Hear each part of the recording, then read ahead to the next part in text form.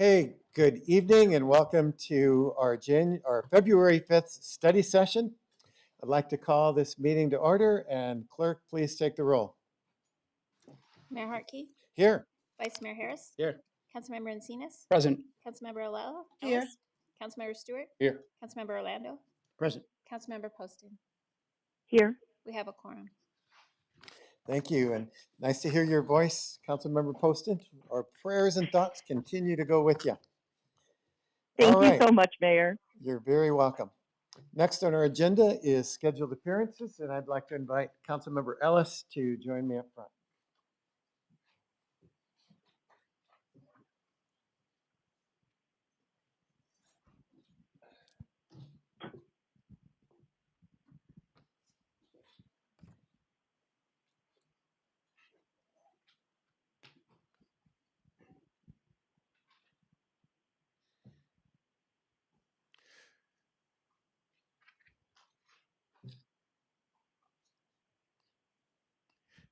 City Manager.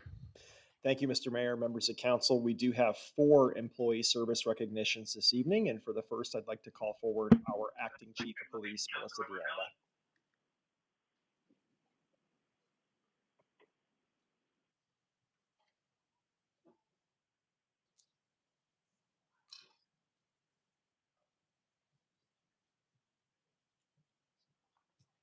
Good evening, Mayor and Council. I'd like to call Jessie Perry up here, please.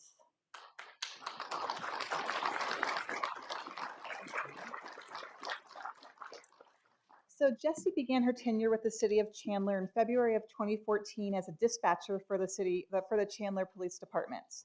Transitioning her aspirations to forensic science, she joined the Forensic Services section in September of 2018 as a crime scene technician.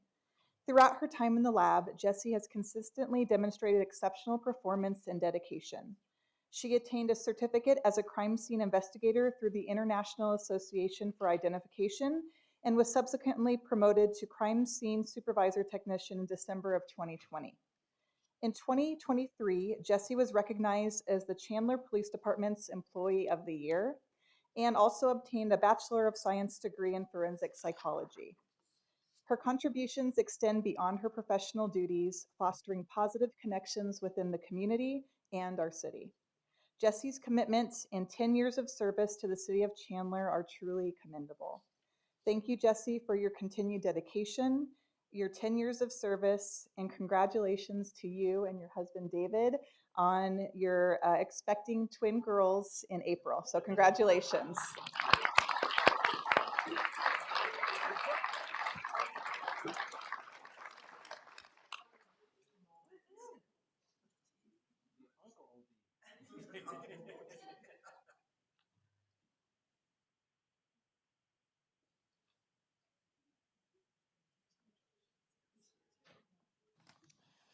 Mayor and council, for our next presentation, I'd like to ask Leah Powell, our Director of Neighborhood Resources, to come forward.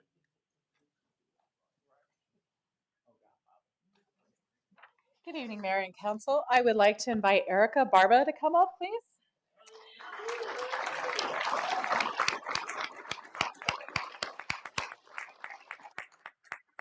Erica is definitely known here in the City of Chandler. I would like you to join me in congratulating her on her 20-year anniversary with the city.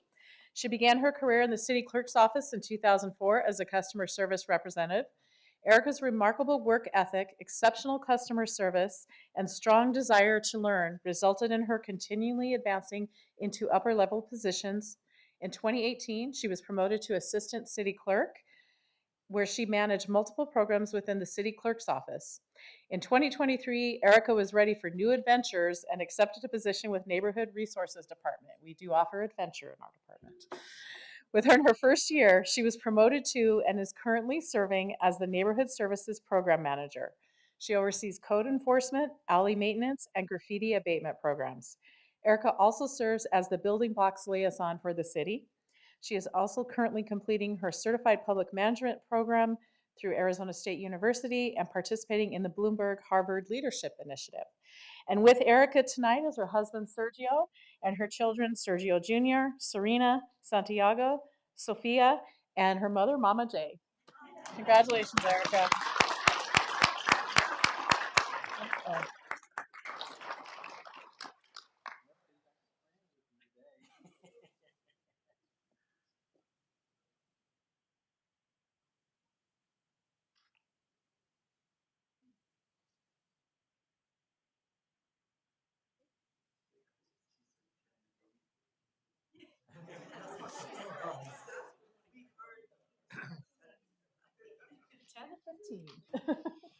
Mayor and Council, for our next presentation, I'd like to ask John Sefton, our Director of Community Services, to come forward.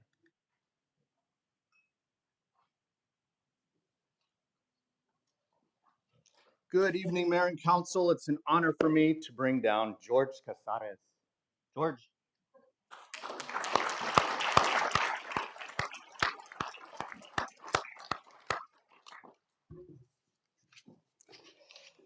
So George started with the city of Chandler as a groundskeeper in 2004.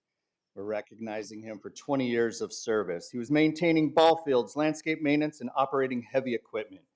In 2007, George was promoted to Parks Maintenance Technician, where he was responsible for making the repairs to a wide range of amenities found in our park system, from irrigation to playgrounds.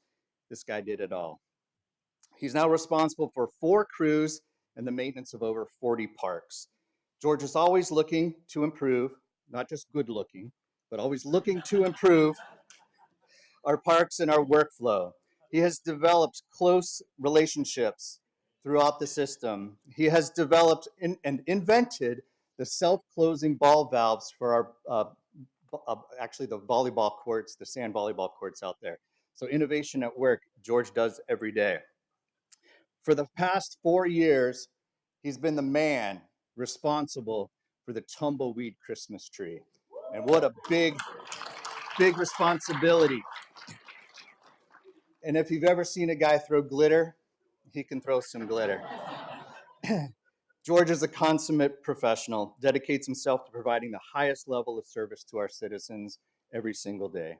George, we congratulate you for 20 years of service. We're very, very proud of you. Thanks for all that you do.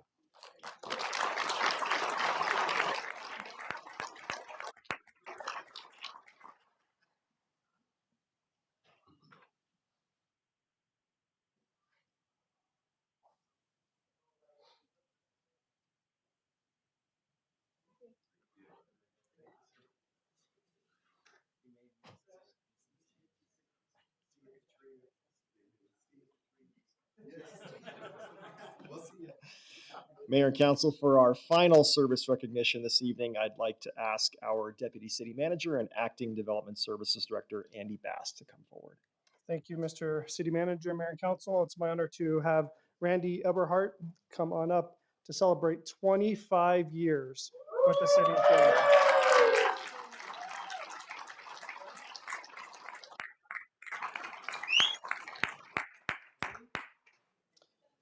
So Randy, he started his career with Chandler as a GIS technician #2. With his strong work ethic and commitment, Randy rose through the ranks to become a GIS analyst in 2019. Whoa, hey! Come on up. Do you want your wife to come up too? Have the whole family come.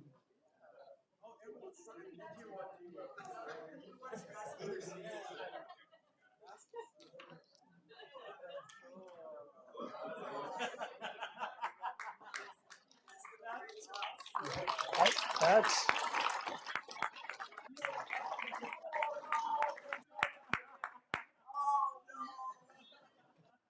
oh, beautiful. GIS is in the house. Nice work, fellas. Okay, so in his current role, Randy supervises the land information system, that team, and which managing cadastral and land-based data for the city.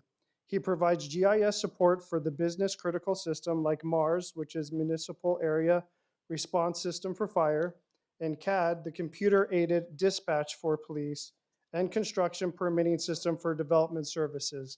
3 very, very key systems for the city. Randy is an Arizona native, and he's a proud ASU grad, as we have just seen. Josh, you like that, I know. So he's also an avid golfer and softball player. He's also been a Diamondback season ticket holder since the franchise first opened in 1998. So whether it's spearheading the football picks, promoting GIS Day, or migrating a critical GIS software, you can count on Randy's commitment and his leadership to make a positive impact. Randy, we thank you for all your hard work, your commitment to the team, and for 25 years of great service.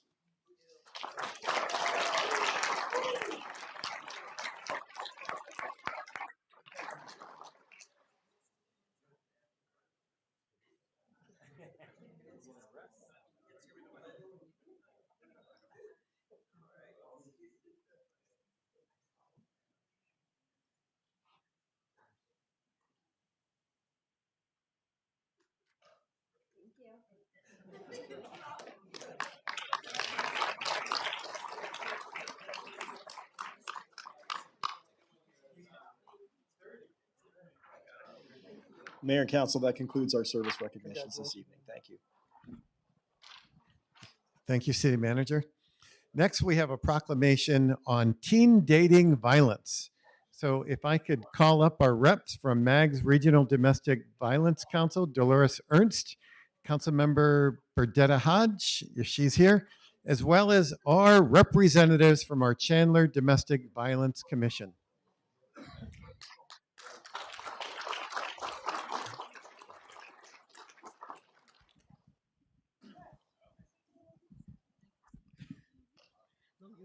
No, I'm reading the next one.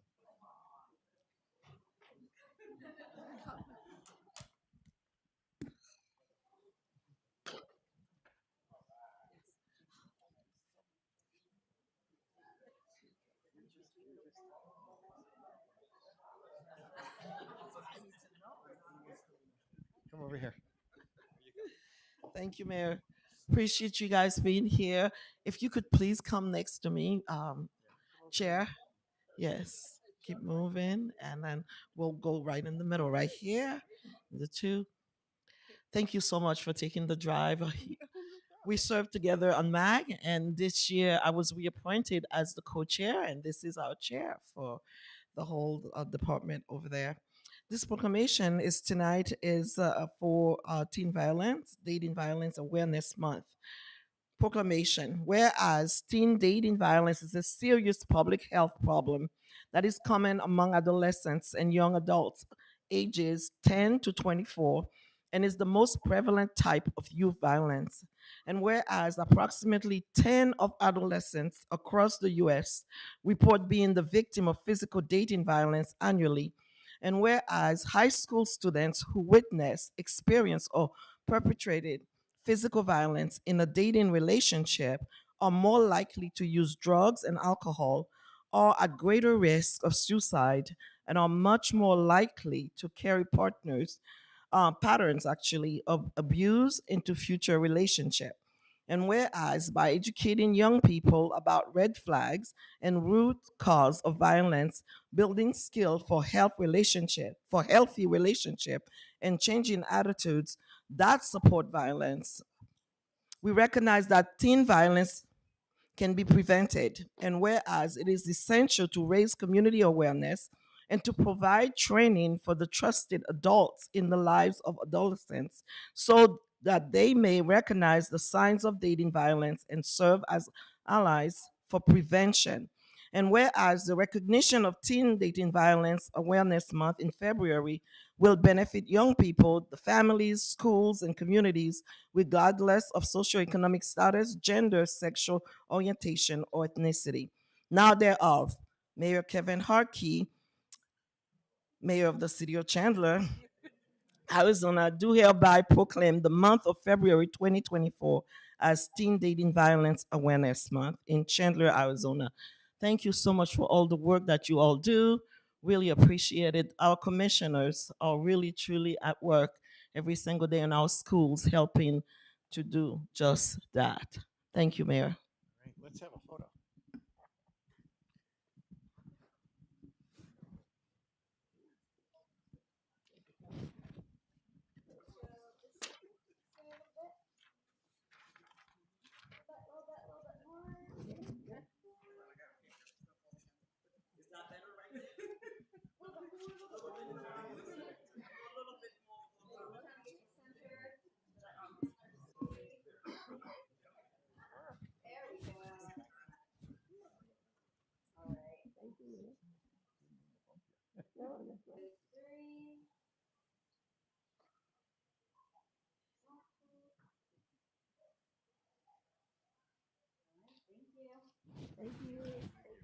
Thank you all.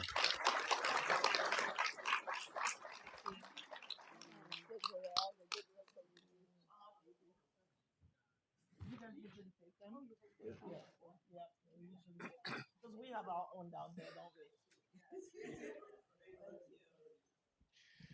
we? And next, under our recognition, we have the proclamation for African American Month.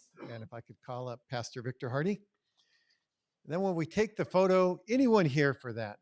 Let's just do a big photo. How's that? Council, our audience folks. We're all celebrating Black History Month, and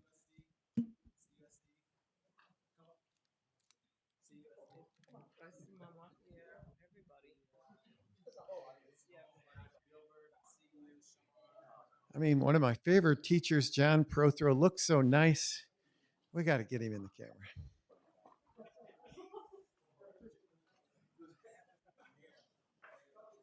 Yeah, council is welcome to come too, of course. Oops. All right, let me read a proclamation and then turn this over to Pastor Hardy for a few words. Few words. Oh. And then we'll take a beautiful photo, and we're going to leave it to our photographer to coordinate us for that. All right. Whereas the city of Chandler and the African American community have come together to support and celebrate Chandler's rich and proud African American heritage through words, songs, and arts. And whereas South Chandler Self Help, Chandler for Change, Ready, Set, Go Foundation, and Chandler Men of Action, along with the city of Chandler, believe that truth cannot be denied and that reason will prevail over prejudice. Pausing for an amen. Amen. Thank you. And whereas we want to celebrate the ideals and creativity of those who came before to enrich us into the future, and whereas Carter G. Woodson once observed that if a race has no history, it has no worthwhile tradition, it becomes negligible in the thought of the world and it stands in danger of being exterminated. And whereas we invite the entire community to take part in the celebration of the African American community events. Now, therefore, I, Kevin Hartke, Mayor of the City of Chandler, Arizona, do hereby proclaim February 2024 as African American Month. Pastor Hardy.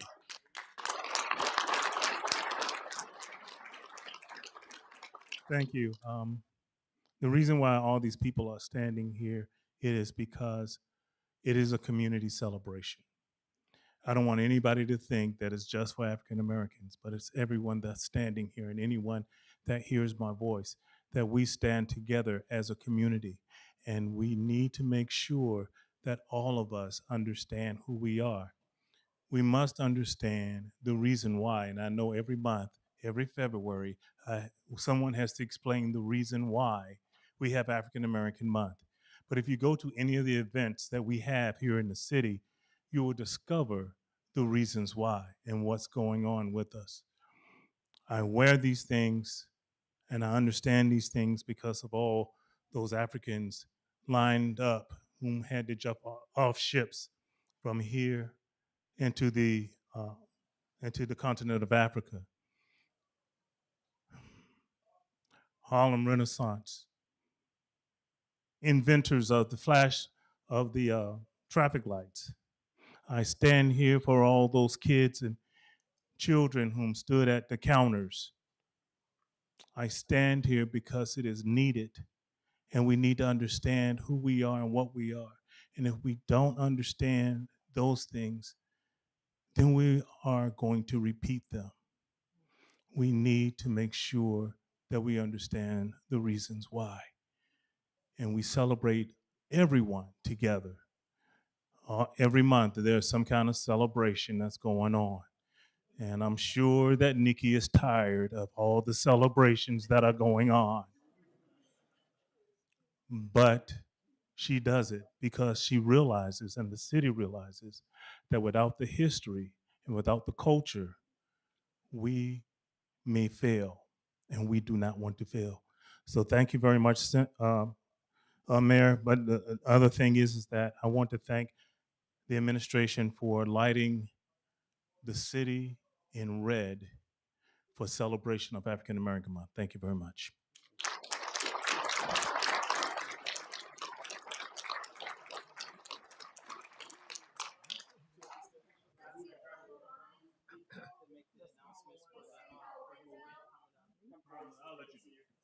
You can do it on Thursday. Okay, so where do I stand? Stand high. Yeah. All right. Everyone sideways? There we go. Sideways. All right, we can get you over here.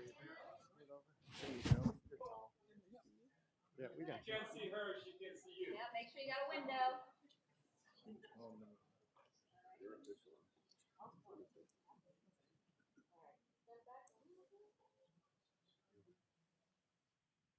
All right, ready? 1, 2, 3.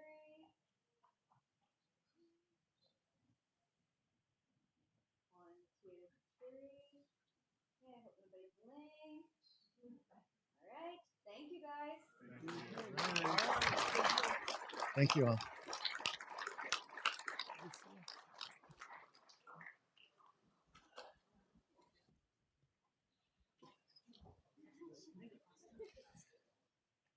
You guys were like sentinels standing behind us. Our last recognition tonight,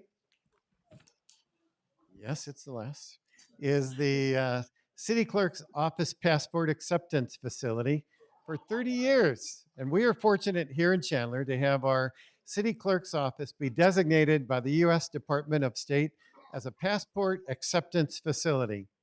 Our staff provides accessible, efficient, and professional service for those that travel from near and far to benefit from this service.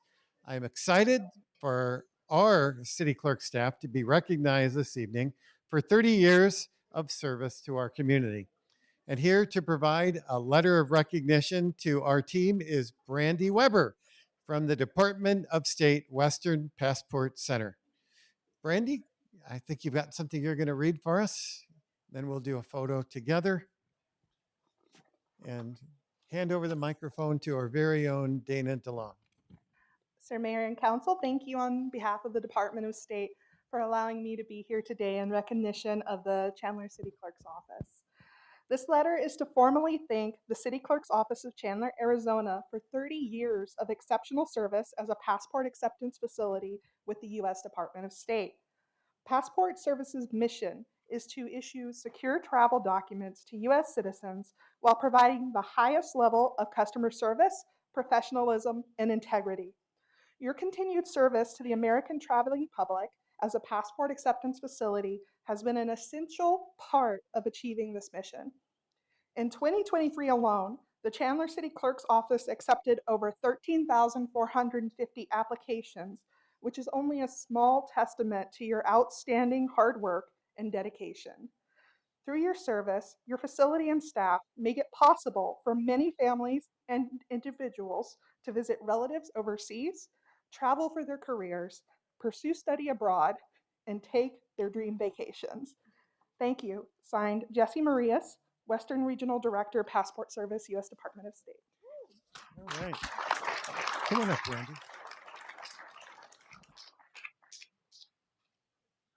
Okay, I'd just like to say thank you. Thank you to the Department of State and the Western Passport Center for recognizing us for the 30 years of work that we've done for passports. I'd also like to thank Brandy for coming down up from Tucson to present this in person. I'd like to thank Mayor Hartke and the council for your continuous support of this program. You really are our biggest cheerleaders, and that means so much to us, so we really do appreciate that. But most of all, I'd like to thank the city clerk staff for the work that they do day in and day out. It's amazing that what they do every day, they do anywhere from 70 to 100 passports a day, and they do it with exceptional service. I'm proud of the work that you do, and you really are the definition of Team Chandler.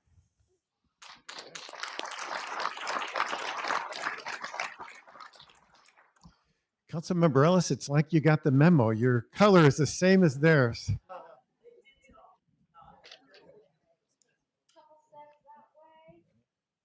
put Ivan right in the middle there. All right, ready? 1, 2, 3.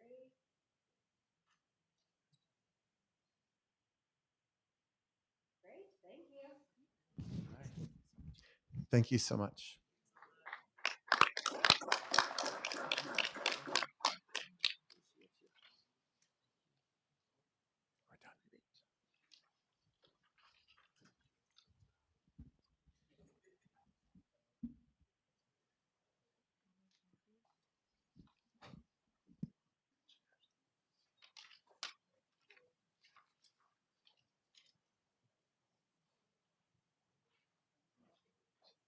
We're done.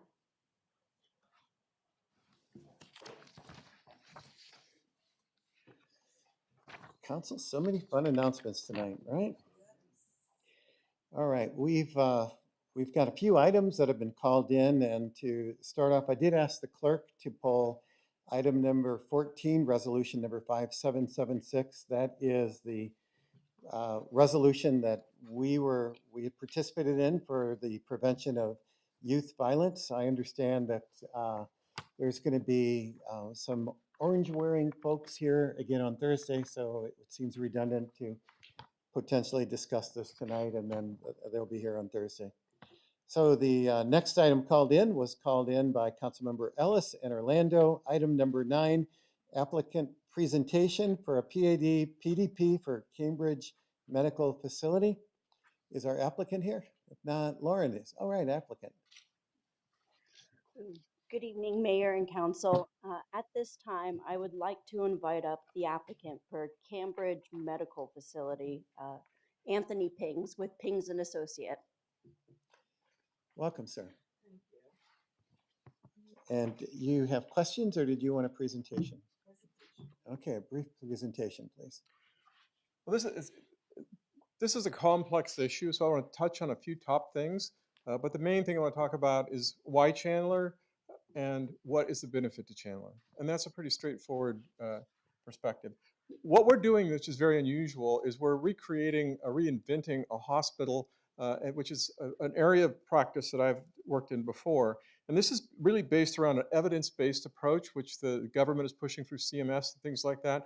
So we're actually going to recreate how a hospital works. That is a massively complex conversation, which I won't go into depth directly. But this is a referral hospital, and that is material to you. What that means is we will not be a frontline hospital. We will not be a trauma center. We will be someone that would be, and I could give you some examples of what that looks like if you're interested. But what this means is that we will be able to provide services for when a patient and an MD decide that we're the right place. This is where they'll come. We don't have a single service line per se, as we are a hospital, and we will evolve over time. But this is a place that you can come to when we have what you need, and we have some very unique ways of helping that occur. And this is, I've been blessed in the past to help reinvent hospitals many decades ago for med-surg hospitals. And that was a single line hospital where we were able to, how do you invent a hospital to do one service? What we're doing here is we're reinventing the hospital for many services with a new system. And I won't burden you with that. That's an hour discussion, if you will. But what you're going to get out of that is this is more focused.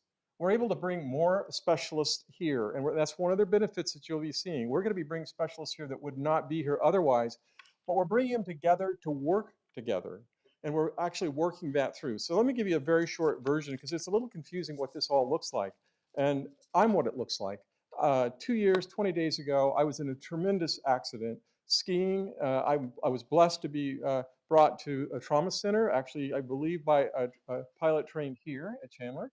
And I arrived with tens of minutes to live, not hours. It was an amazing experience. It was very integrated. The tenacity of the people who cared for me was unbelievable. But the outcome was very iffy. 2 weeks after 2 weeks after my occurrence, my main nurse was still saying I would be an invalid forever and wheelchair bound. My month ended at that time at the trauma center, and very well, but that was the beginning. In most healthcare, what happens next? Not much. I happened to be in the medical world. I was able to assemble a team of people who dearly cared about me. And for the rest of that time, for 4 months later, I was able to actually put my foot on the ground, hold the weight. 9 months of PT took place, and that continued on until today. What are we doing? We're not doing the trauma center. We're not doing the helicopter landing on the top. What are we doing is what happens next. And what I'm telling you is, I was blessed to be in the system to make it work for me. Our goal and the passion I bring to this project is to make it work for others. That's not just easy to say. How are you going to do that? Well, everybody wants to do good. Well, we have a business plan that helps us expand access for those who often, people in this situation, don't have proper access to medicine because they can't pay for it. And we are going to work in our areas to expand the payer mix. This is our business plan. We're working to actually increase the people who will be able to be met with that. people like me. Now, I am unique, but my needs are not. So that's what a referral hospital does. Well, we do surgery, of course, we'll do surgery. We'll have the typical 2.3-day stays that you'd expect, those kind of things. That'll all be part of it, and longer stays, much longer stays when we need, and outpatient stays. So that gives you an idea of the specifics of what our hospital base is doing. And this is an innovative approach that I'm really excited about, and I'm really happy to have it here in Chandler. And you are one of the reasons that we want to be in this community, and partly because we think this is something that will serve the people that you need. I think that we want to bring more specialists in here that everyone will be able to do. We have a commitment to the youth education, bringing them into our facility to help them understand why they should be motivated, if you will. And this is a possibility. We'll also have for that outreach for the training for healthcare people directly, and that we will not be the school. We'll be a placement part of that school, and that's part of our mission, and that's part of our issues. Of course, does this bring high-paying jobs? Yes, of course, a ton. Well, one of the things about a referral healthcare system that you find is our staffing is much more focused, and you're also going to find the outcomes are better, and also our pay scale actually works quite well. So we're going to be supporting a lot of things in the community by virtue of being here. And I hope that these things are helpful to you and your view of what we're trying to do for you. But what you need to come away from this is, yes, it's another hospital, but it's not the kind that you have now. We're not competing with the current hospitals. We're trying to do the things that are missing.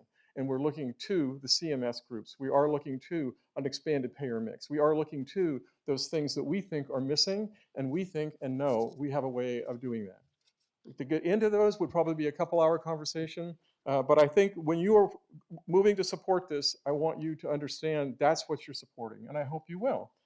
As far as the activities I want to talk about, we expect, with your help, if we can, and the willingness of those involved, that we will see the groundbreaking in January of 2025. That's our current goal, with your side willing and our side willing. I hope that happens. We're expecting completion of construction in the July 2026 period, and then outfitting and opening for patients in August of 2026. That would be the day that you would do the ribbon cutting, if you will. I have to tell you on the last personal note I want to make, in my recovery, when I first came to Chandler, I was still on a cane. As I walked the halls of your place, I was not able to walk the site. I had to go in an RV. Of course, that is gone, or in an SUV. I'm taking the cane to the cutting ceremony as my milestone for what I've been through, and as the commitment to what I hope for my trauma brothers and sisters will be their experience that actually isn't normally happening. There will be other service lines available, don't get me wrong, but that one is my passion. If there's any questions I can answer, I know this is general, I'd love to do that. We've got a few questions, but please. Thank you for that was very inspirational. And I mean that in a good sense, in terms of your story and what you hope to bring to our greater community. Councilmember Ellis and then Councilmember Orlando. Thank you, Mayor. This is exactly what I needed, the background and then the understanding of what this hospital was going to be bringing into Chandler.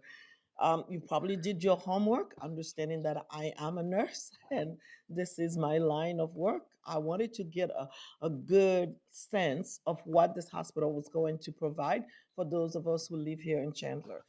And you made it very clear that you are not all of those things, but you specifically will provide a specific area of service that otherwise we don't really have here specialized into.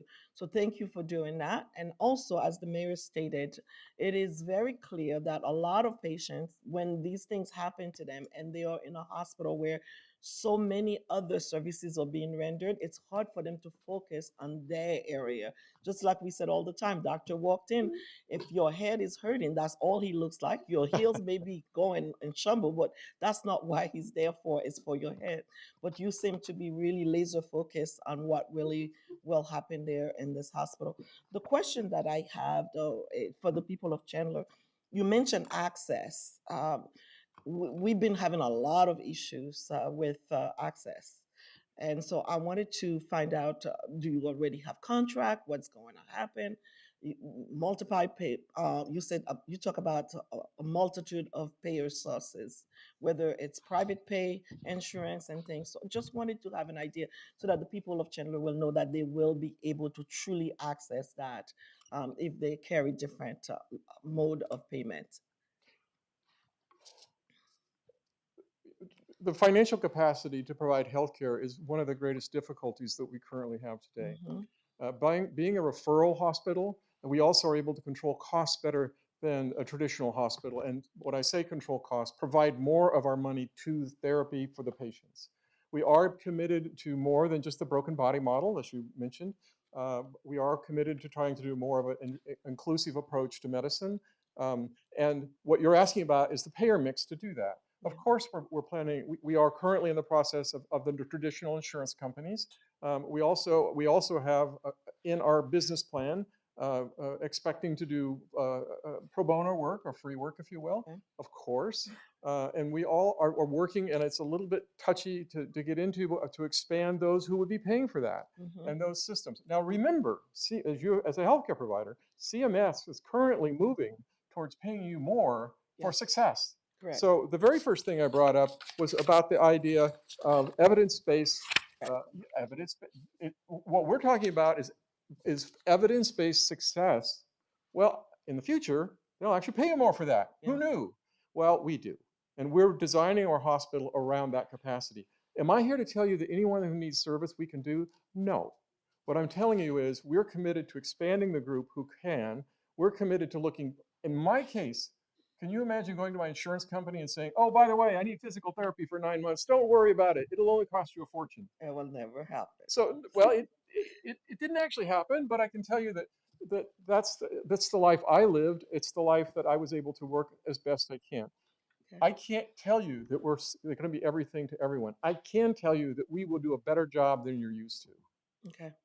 Appreciate that. Thank you so much. It's a great project. Love the fact that it's coming here to Chandler. You have demonstrated that it will be a great partnership here and it will provide what we need here, Chandler. Thank you so much. Thank you. Appreciate that, sir. Councilmember Orlando.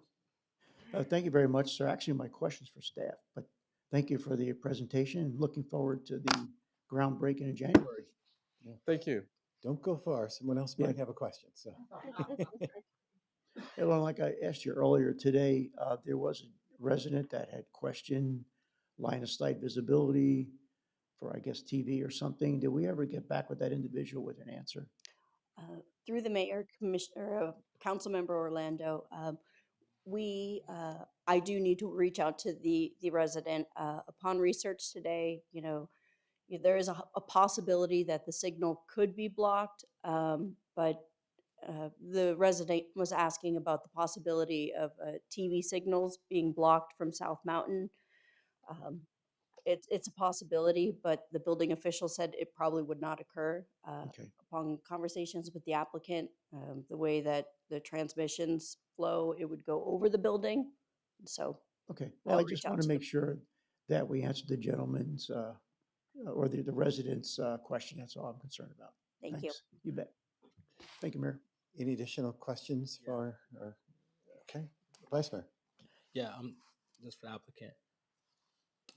Just had a question about the specialty of services. My daughter, she plays basketball, and actually tonight she's playing for the state regional championship right now as we speak.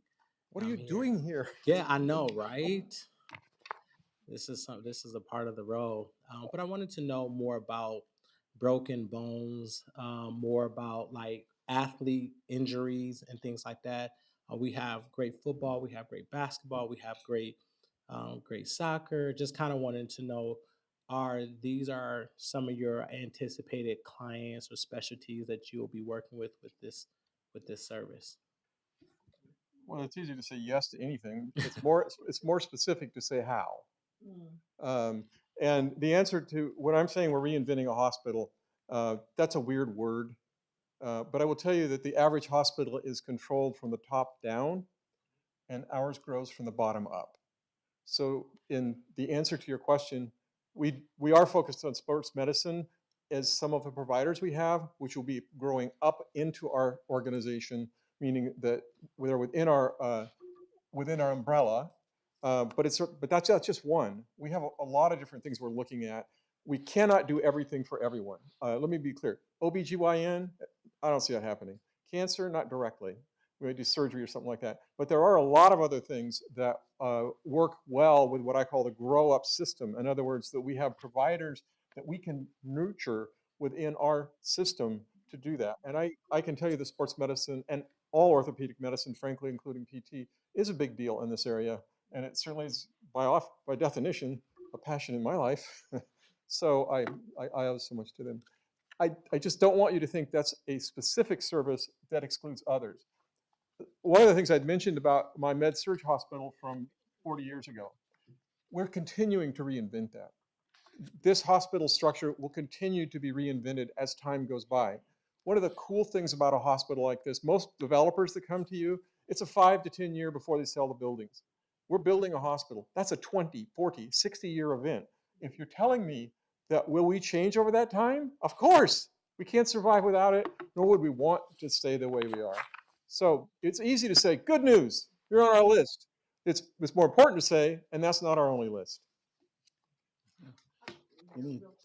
How many Councilmember beds? Ellis. How many beds? You are approving up to 99 beds. Okay. As a healthcare provider, you know why we haven't gone to 100 because there are Correct. whole new rules. Correct.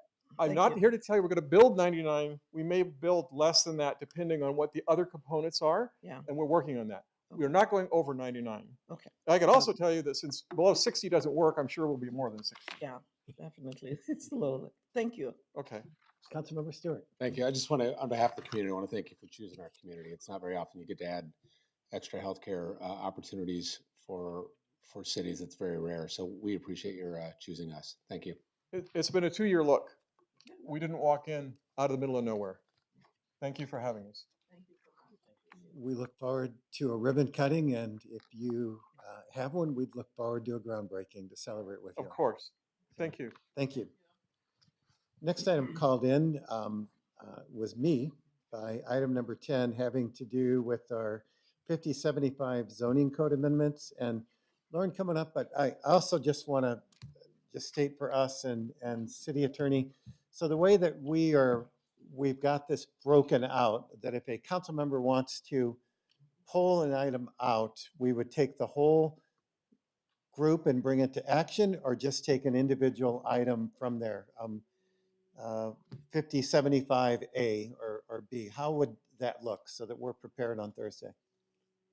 Mayor, if a council member wants to pull out a component, I would recommend that we move the entire thing to action and then have individual votes on, what the council's Okay. go forward with, and then separate vote on the item that's of concern. Okay, so council, right now, I'm going to leave this on consent for Thursday. If any of you would like to pull an individual item out, we'll move the entire thing to action and then vote for 5075 sans D or whatever, and then get that and then vote on the individual item. So that's what we will plan on doing, so that you'll have the flexibility and freedom to do this. Okay? Councilmember Ellis? Yes, those are gone. There were 3 that were taken off that were either for further consideration.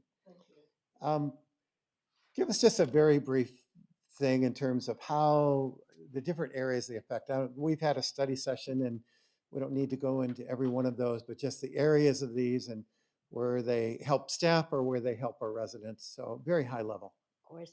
Thank you, Mayor, and thank you for letting us come up to highlight this code amendment. This is one of our largest code amendments that we could, doing research dating back to like 1976. It's been a big load to carry. So as part of item number 10, it's amendments related to zoning, property maintenance, and refuge. There are up to 30 different code areas of the code that we're amending. A majority of them fall within the zoning code. Some of them fall within property maintenance, as well as one word within the refuge chapter. To highlight some of the, instead of going through all of them, it's a pretty long presentation, but if I was to highlight, We broke them into really the amendments that are residential and non-residential. So the first being residential, as part of this code amendment, we looked at ways that residents could really utilize their properties and fully enjoy their properties. Over the years, we've heard a lot of requests to allow for people to build a casita on their property, to allow for an aging parent or an adult child to live on property. So under this amendment, we are requesting to permit for accessory dwelling units within single-family zone properties. We also, under this consideration, we've relaxed home occupation rules to allow for home occupations to occur not only within a home, but within a garage or within an accessory building. We allow for an employee and a customer to occur on the property during limited hours. We did put parameters onto types of uses that could occur, and we did prohibit uses that would be disruptive to the neighborhood. Another thing that we, as part of this code amendment, is increasing the maximum size of a ramada a resident can install within their rear yard. Currently, it's limited at 150 feet, which puts some hardship to it. A lot of the pre-manufactured ones that can be bought at Home Depot or Lowe's exceed the 150. So we get a lot of complaints through the planning division about the limitation of 150. So as part of this amendment, we're eliminating that as long as it's meeting the requirements of a setback, lot coverage, maximum height. As part of this amendment, we also took a look at our multifamily parking requirements, more specifically guest parking. When we did research with other cities, we realized that we were in line with the amount of parking we require for multifamily, but we were deficient on guest parking. We actually didn't even identify it. So we identified a parking ratio for guest parking per unit, as well as under the residential preservation of historic neighborhoods, especially in and around the downtown area, more specifically allowing for a single family home to develop on a multifamily zoned property, to preserve the Silk Stocking and South Village areas. Onto some highlighting amendments regarding non-residential proposals. There were a whole bunch of amendments in there, but to highlight them, some amendments would allow for us, they would give us the tools to obtain the highest quality of design for infill, redevelopment, adaptive reuse, with the ability to administratively waive setbacks within North Chandler by half if they design to a high standard. We set up a criteria to review that. Also, a lot of the code allows for a predictable development process. So developers ultimately know what they're signing up for when they come to develop within Chandler. We codified a lot of our policies that we've been practicing for about a decade now, and by putting it in the code, it's a place we can point to tell a developer or a zoning attorney, thou shall, because it's in our code, as well as codes to expedite the review process of new development within the city. We took a look at parking requirements as well for non-residential uses. We established that flex industrial, when we don't know who the end user is, that it should be parked at 2 per 1,000 to get the targeted employers that we would like within our employment areas. It would equate to about 38 to 40% of that building would be allotted to be used for office. So headquarters can move to these buildings. As well as we took a look at our outpatient medical office. Our last applicant that was just up, he brought it to our attention that, we could probably add an additional outpatient requirement for medical parking. As well as we addressed some concerns within our sign code to allow for lease signs, permanent for a whole year, in order to allow for businesses or building owners the ability to advertise their building, as well as we added murals and how they're permitted within our code. This wasn't your first time looking at this. It's been a journey. Originally, when we first started, planning staff, we all took an item. We did research. We looked at trends. We looked to see what was happening statewide and nationwide, as well as we took a look at our neighboring cities to see what their codes permitted. We then drafted code, came before you last year in April of 2023. Our presentation was so large, we were unable to make it through even half of it. So we broke it up into 2 subcommittee meetings to align with your strategic goals, neighborhoods and economic vitality. We got a lot of feedback.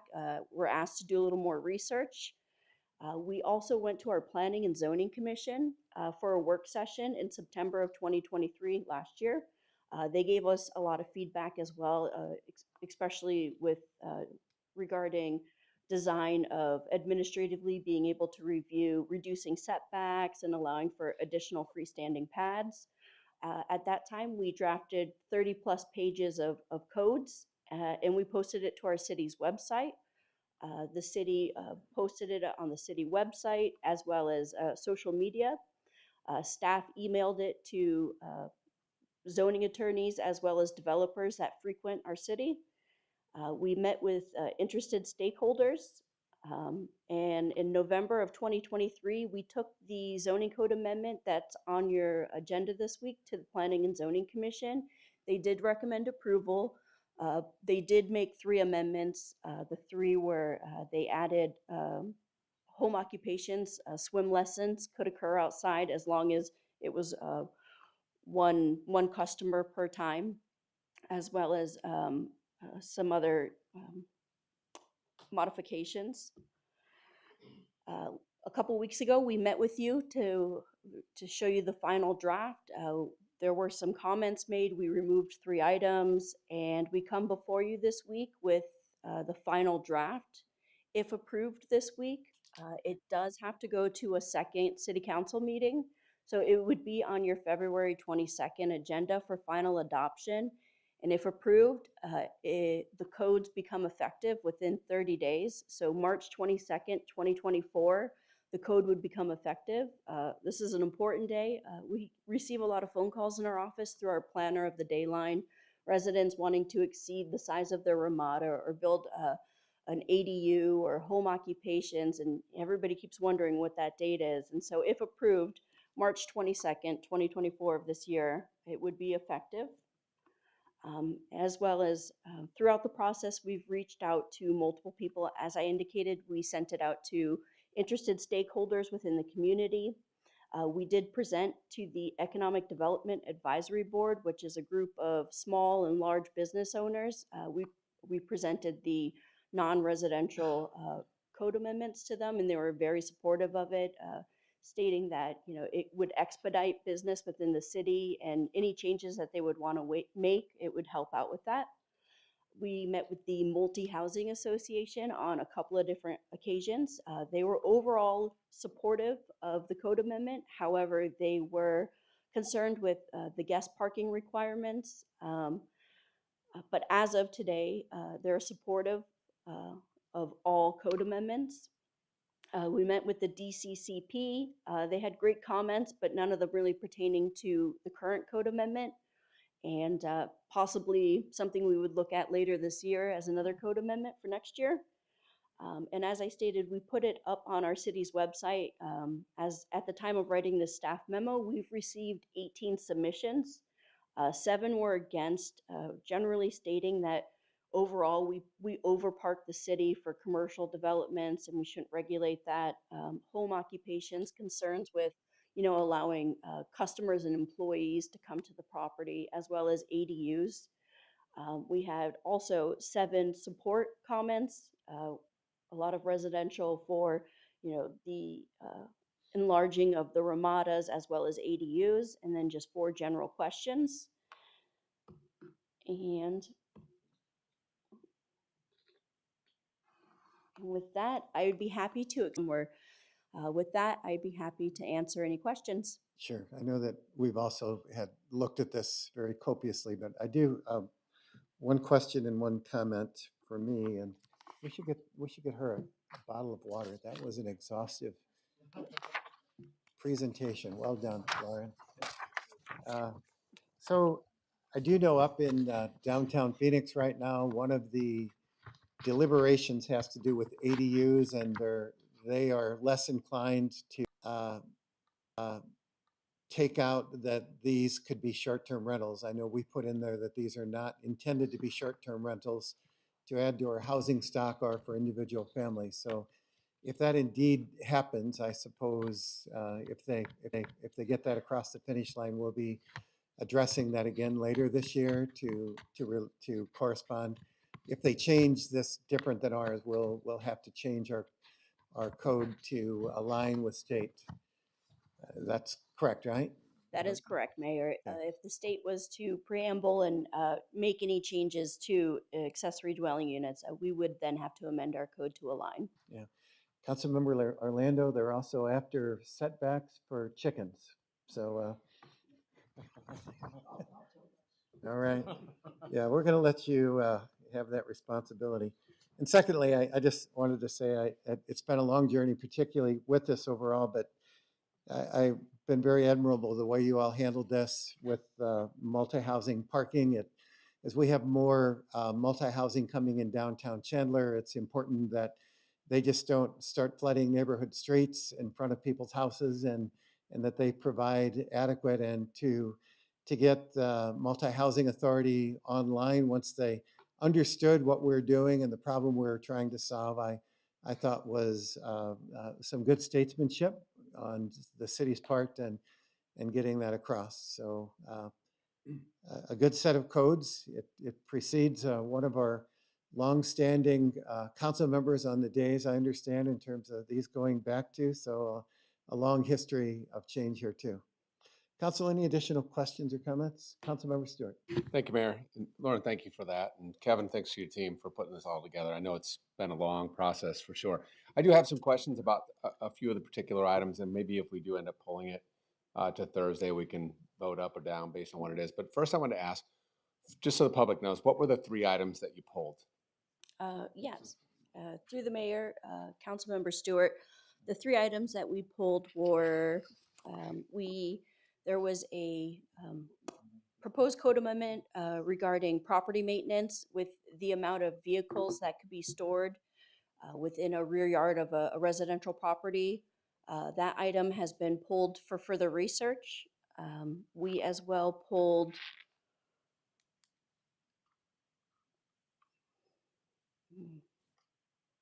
pardon me, I drew a blank. Oh, we made modifications to the home occupation.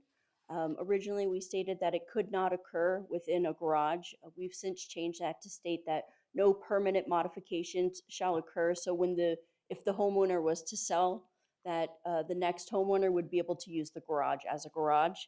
And the last one was affordable parking. After meeting with the Multi-Housing Association, they asked if we had any code requirements regarding development that were coming in as affordable housing, and we didn't. So we were able to draft that. But at this point, I believe, or at this point, we've been asked to do a little more research before going through with that one. Thank you. So I've got a couple more questions here, Mayor, if you don't mind. So to be clear, previously there was no permission to have a home-based business, or am I mistaken on that one? I thought the state legislature had done something that allowed for more home-based, the proliferation of more home-based businesses.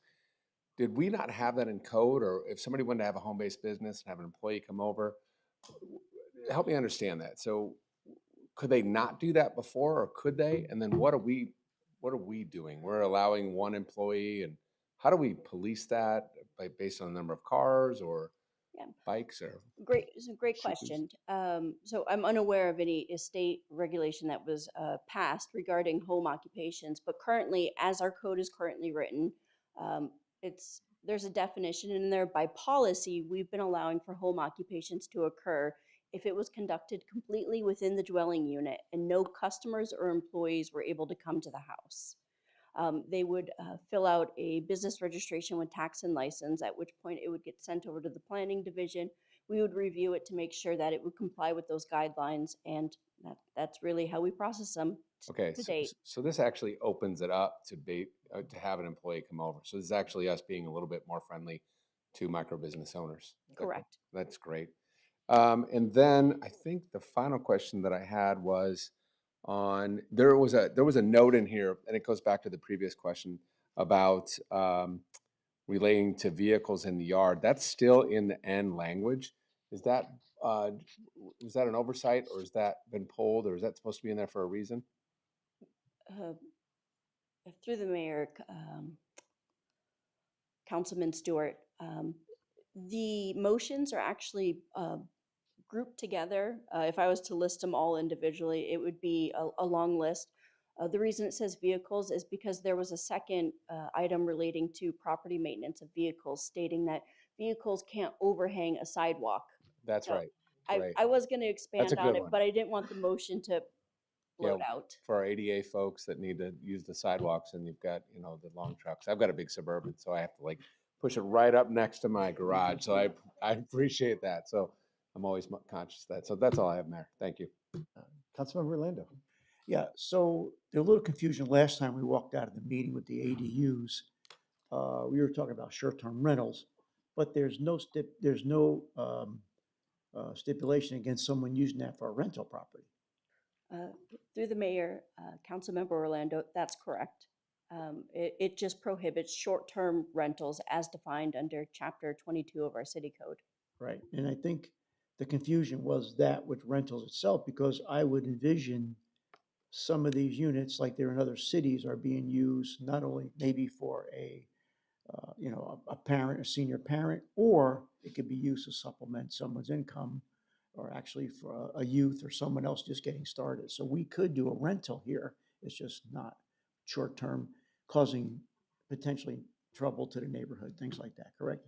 Correct. And, the whole purpose of the amendment to permit for accessory dwelling units was to add additional units and not be a vacation rental. We want it to act as still a single family subdivision, and by allowing for rental properties to short-term rental properties, you could have a new family in there every week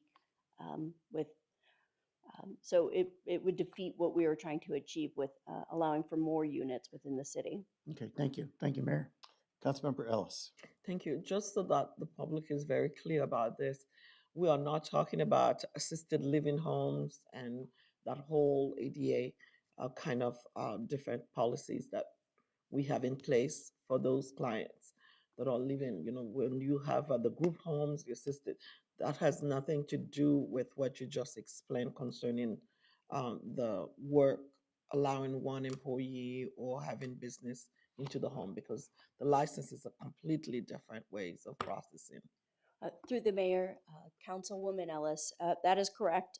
Residential care homes and group homes are identified as a separate section within our code, and they are not classified as home occupations. Thank you, Mayor. Any other questions related to this? Thank you, Lauren. Enjoy that well-deserved bottle of water. Thank you, Mayor and Council, and thank you, Don. Item number 13 is called in by Councilmember Orlando. Yeah, Mayor, this, as the memo indicated, as we've looked at our financial policies as the environment moves in whatever direction may be. So really what I wanted to, and in preparation for Thursday, I guess, what are we doing here? Give us a quick briefing on what we're doing here, what we're changing, and the impact. Sure. Through the mayor, Councilmember Orlando, I'd be happy to. We have bringing forward Thursday night Resolution 5768, and it is looking at an update to some of our financial policies. We have 9 financial policies. This is including changes to 6 of them. So many of them are minor cleanup, administrative type things. Some of the policies say position titles, and the position titles have changed. Some of the responsible parties have changed. So, for instance, for me, Management Services Director is in many of them. It's now updated to Chief Financial Officer. There are small changes like preferred term, instead of saying citizen, we've changed that to resident. But to just point out a couple more significant items, I would say there's one in the operating management policy that is updating the our cost of service study that we do for our utility rates. We have every single year we update our rate model and our utility rate analysis, but the policy as it stands today says that a minimum of every 4 years, we have to do a cost of service study. Well, a cost of service study is usually a year and a half process. Once you implement over the past few studies, Mayor and Council has transitioned cost of service rate changes over a 5-year period. So it's really too short of a time span. So we're expanding that or requesting that that be changed to 7 years. So we have 5 years, 1 year in the middle to see the results, and then we would then initiate another cost of service. We also have in the debt management policy, for instance, there's different debt tools that we use. Municipal property corporation bonds haven't been used since the 90s. So we're removing that, and now we use excise tax revenue obligation bonds or revenue bonds. So those are being, that terminology or those bond types are being updated. In the grant management policy, I'm happy to say we now have a grant program manager, and she has been wonderful. We've incorporated her into our grant intake process, so she is now listed in there. Grants go through a strategic alignment review in the city manager's office, and they run through the grant program manager, so we've really encapsulated that process in the new grant policy. But no limits have changed. It's still a $30,000 grant or higher threshold will come before council. Let's see, in the accounting, auditing, and financial reporting policy, our financial report used to be called a comprehensive annual financial report. Now it is called an annual comprehensive financial report, just small changes like that. But the biggest change is the pension funding policy. That is one that Arizona Revised Statute requires that we update every year. I think it was 2021, Arizona Revised Statute required we establish it. Actually, it was back before that, 2018. Since then, we established it in the first year. Every year when we get our actuarial financial report from the PSPRS board, Public Safety Pension Board, those numbers get updated in our pension funding policy. And I'm happy to report with the update this year, the funded, it states both for police and fire, how much is actually funded versus not funded. And we have moved the needle with Mayor and Council's additional contributions. This update is only through June 30th, 2023, so it includes the additional payments of $50 million in it, but the payment we made in July 1st of this year won't be in the pension funding policy until the next year. So this one actually changes us from 78.8% funding status up to 83. We're in the 80s finally. So let's see here. Just make sure I have it right. 83.3. So it went from 75.2, and that's melded police and fire. Now we are 83.3% funded through June 30th, 2023. So our next report that we receive and the numbers that go in our next funding policy update, of course, will reflect a much even rosier picture for us.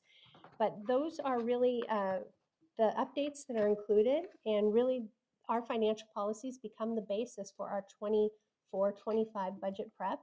Mayor and Council has had these in place for years, and they really set kind of the guidelines for us, if you will, on strong financial management practices, strategic intent for financial management, managing risks and financial conditions, and support our good bond ratings to minimize borrowing costs.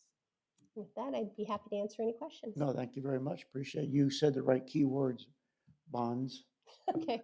financial statements, and it gives us a good stability, and Yes. investors know that when they buy a Chandler bond, it's it'll be paid back with interest. Absolutely. Okay, thank you. All right. Thank you.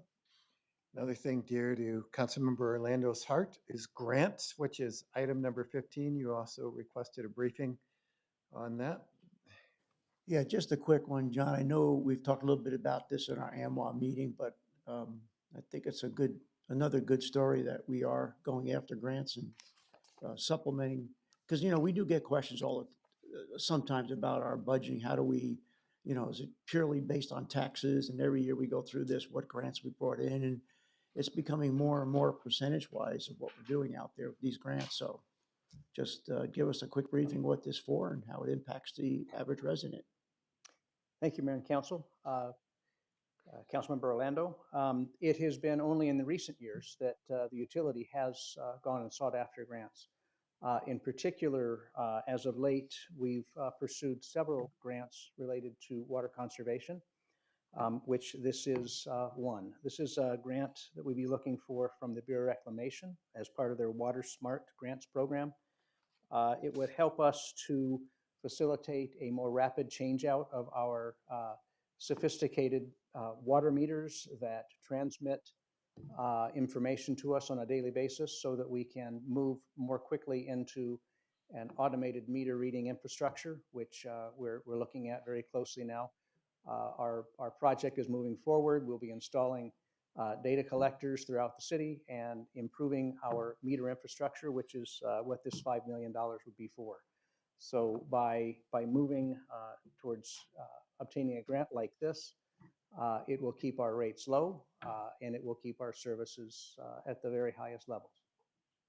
Will reduce actually a number of people you need to go actually read meters and you're already transitioning that already, correct? There is an idea that automatic meter reading infrastructure does actually decrease the amount of people you need to read meters. But what it does do is those same individuals will have to be trained in IT because there'd be an awful lot more other issues with those meters and with the infrastructure that they'll have to deal with.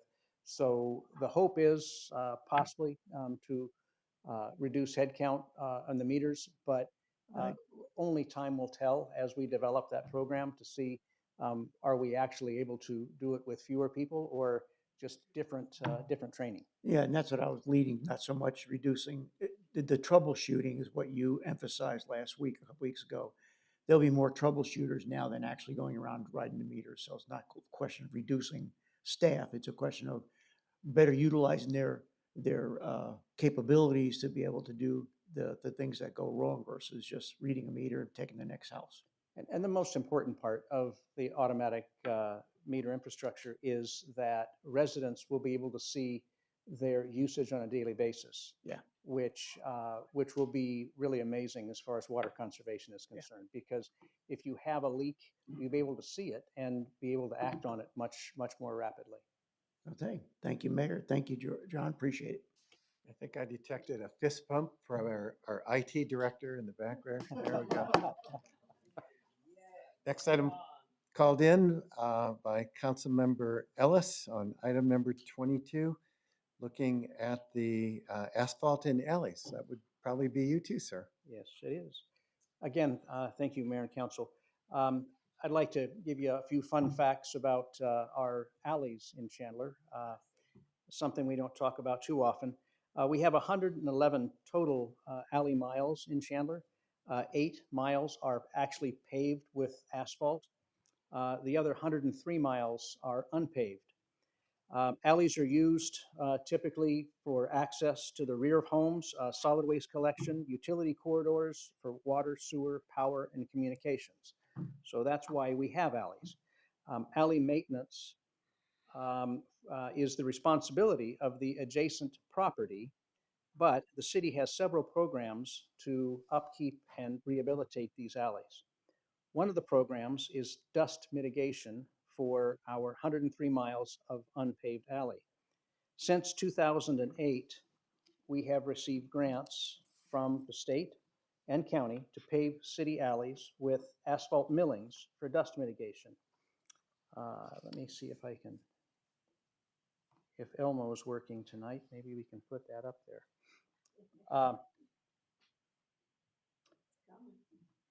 So since 2008, we've accomplished about 73 miles of repaving of alleys. And the way we do that is the crews go in and they mill down the alley. And so they'll take off 4 to 6 inches of soil in those alleys, and then they come back and repave them with asphalt millings. and then they use a binder to coat those millings and to create an asphalt-like surface. It's not a full asphalt pavement, but it is a dust mitigating surface. The memos before you tonight are two, actually, that represent the next phase in our program. In 2024, we'll accomplish about 10 miles. And then the last phase, which would be done in 2026, will pave the last 20 miles.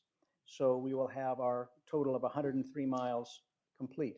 Now, like painting the Golden Gate Bridge, we're going to finish, and then we're probably going to start right back at the beginning and start painting all over again. So I imagine that we'll be back in these alleys starting from the beginning and doing some sort of treatment.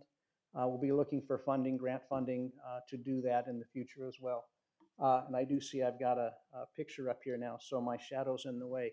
So the green, which is in the furthest north, those were the alleys that we had accomplished, the work that's previously been done.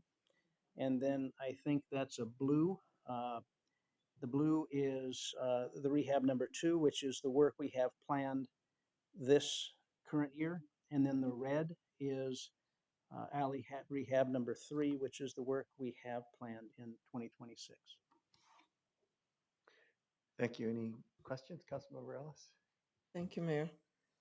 John, I like the idea that we are constantly doing them as we go along, but the fact is that some of our residents are thinking it's taking too long for us to get them done. I know you're on a steady pace of making it happen. Can you explain why it's taking a little bit longer than normal why couldn't we just go and do all of them at the same time? That's an excellent question, actually. The difficulty that we have is with the grant funding that we receive from the state and county. There are some rules attached. We have to do environmental surveys. We have to do a lot of head work up ahead of these projects, which takes some design time. And so it's not just a matter of hiring the contractor and going out and doing it. We also have quite a bit of utility coordinations that we have to do. Since we have communications companies, Cox, CenturyLink, all these companies that have their utilities in these alleys, often very shallow. We've experienced it all too often when we come in and do our milling, where we take the alley down that 6 inches. As part of that, we come up with cables that more than likely should have been buried a little deeper. And so we have a lot of coordination involved. So it's not as simple as just repaving an alley. There's about a 2-year sequence from when we start the project. We actually kick it off. We have to go through the environmental, we have to go through the design, and then bid the work out. So it does take some time. Thank you so much. Really appreciate that. And you're saying that by 2027, we should finish all of them and then go back and start keeping up with the rest? The phase with the council members tonight represent an additional 10 miles, and then the 2026 program will be the final 20 miles. I got that. So these two next phases represent 30 of the 103 that we'll have accomplished by then. And again, it's right back to the beginning. We do have other programs where our streets folks go through those other alleys. They're constantly traveling the alleys, cleaning up, taking care of things. So this is not the only program that we have for alleys. We also have kind of more of a routine maintenance and cleanup program where our streets folks are traveling the alleys, making sure that they're accessible and clean. Thank you so much. You're going to make a lot of people happy with this. Thank you. Thank you, John. And understand item number 23, Councilmember Orlando, you also request to pull it to action. Is that right? Yeah, staff's working on a stipulation for that, so we may not get action item if that comes through. Okay, very good. No other items have been called in. We will release Vice Mayor to go watch a basketball game of his daughter, and Council, have a good evening. We'll see you all on Thursday for a work session at 4.